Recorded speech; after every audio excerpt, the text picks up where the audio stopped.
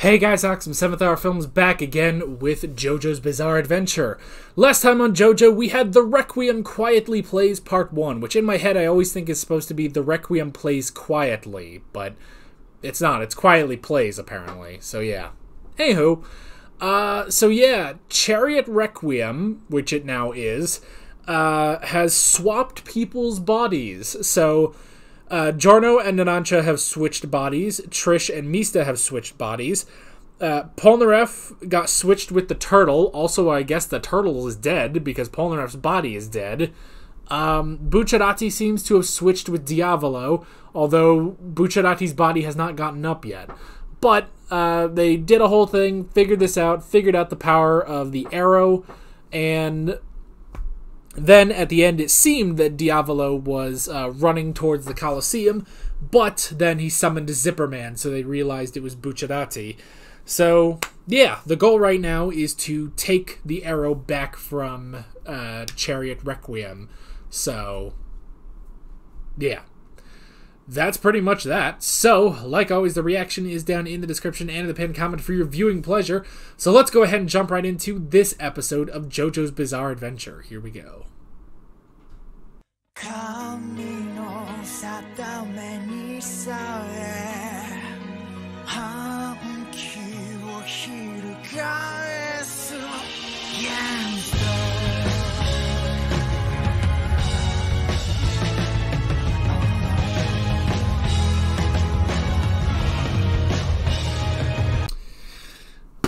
Turtle had to stand, didn't he? Turtle had to stand. Did he not? Well, I guess he didn't have a stand that could fight. I guess that's the difference. I mean, what was going to happen? A room was going to show up and kick the crap out of him? No, alright, fine. Damn it. Plot hole averted, I guess. Turtle. I'll put combat.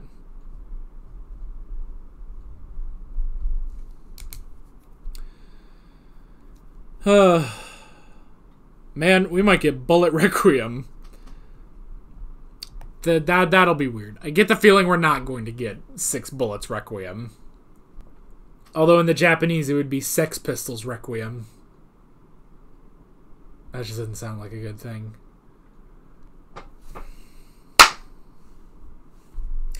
Narancia's dead. That was just kind of a dick move.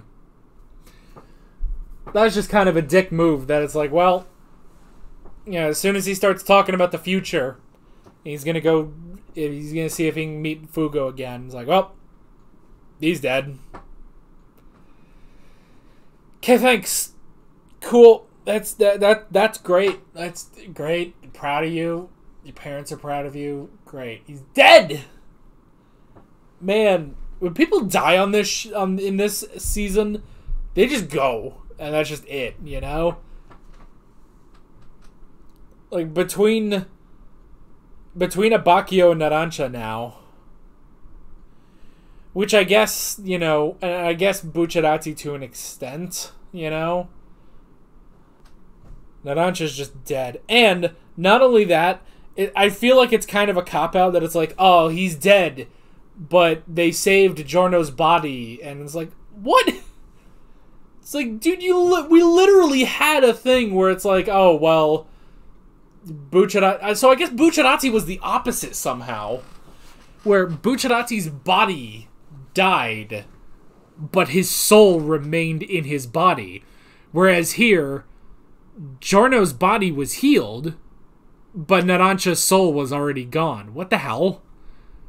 That's stupid. The fact that... And this, I feel like this applies to Abbacchio too, you know? Because it's I guess it's the whole instant death thing. I mean, I guess it's the same thing as Josuke with his grandfather. It's like, yeah, he healed his grandfather's body, but there was no soul left in it, you know? I guess. It's kind of stupid considering Bucciarati. That makes me understand Bucciarati less, you know? So Bucciarati's body is dead, but his soul is still within it. Whereas everybody else dies. Their bodies are healed, but their souls are gone. That's kind of crap. That's kind of... Let's all face the facts. That's kind of crap, you know? And then Giorno just got his body back, just completely fine. Like, oh, alright. Well, that sucks for Narancia. Alright. So, another way the arrow effect stands is that your stand will fight against you in order to not get the arrow, which is interesting. That is really interesting, that it won't... I don't know, it's so strange. And I guess with Polnareff's story, the reason he was able to get it was because he didn't have a stand to fight against him, you know? He was able to take it away from Chariot so quickly, you know? Whereas all of them have stands to spare.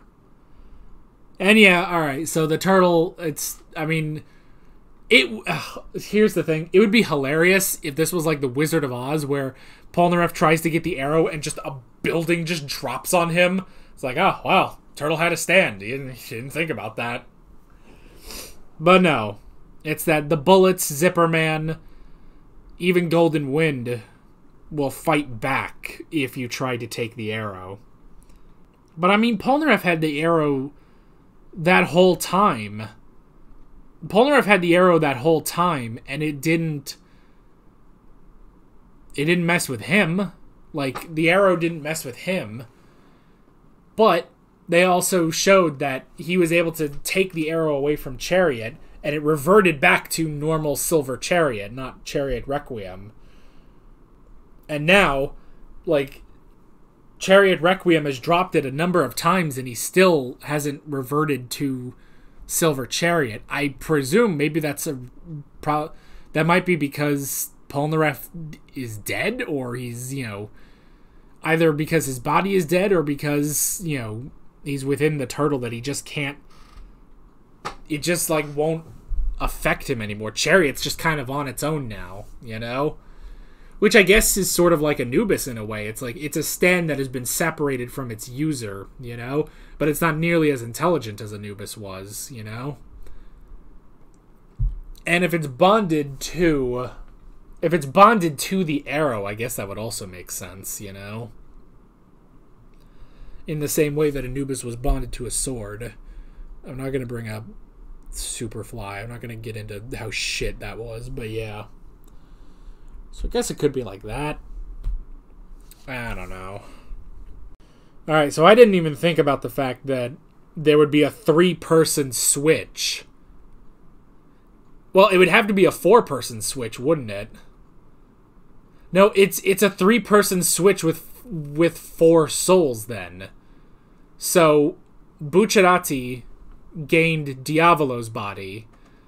Doppio gained Bucciarati's body.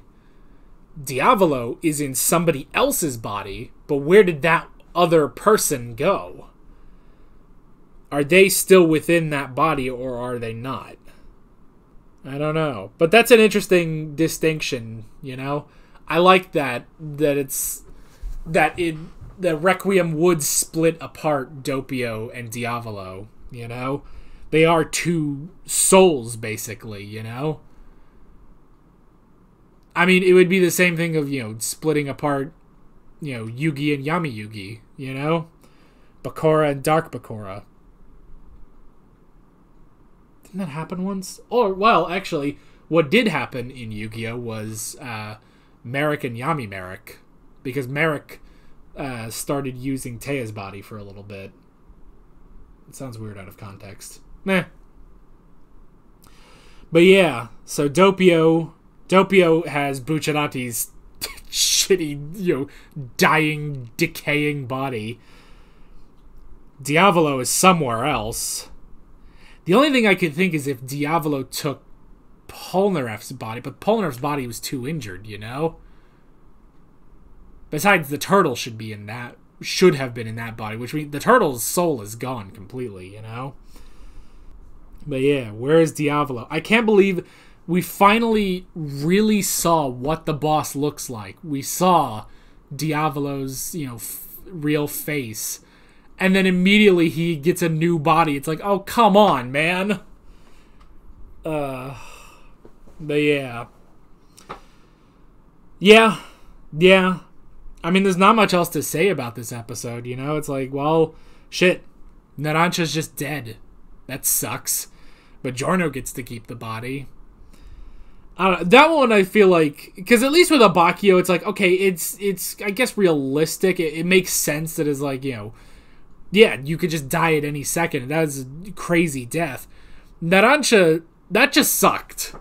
That kind of reminds me a bit of Avdol's death, where even though Avdol, it's like, was more, I don't know, telegraphed. They didn't just like look over and Avdol's just dead, but it was just the kind of like, oh, well, damn it, I don't know, but yeah, but Polnareff has the arrow again, and now they're gonna have to do something with it. We'll have to see. We will have to see. But yeah, but interesting stuff, and I'm curious to see where we are going next time. But that is basically it. With all that being said, I'm Alex from 7th Hour Films, and I will see you guys next time. Take care.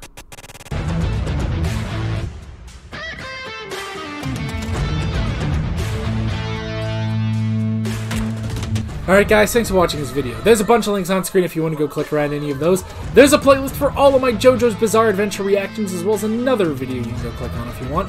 There's also a subscribe button and a Patreon button, as well as other links in the description if you want to go check out any of those. See you guys later.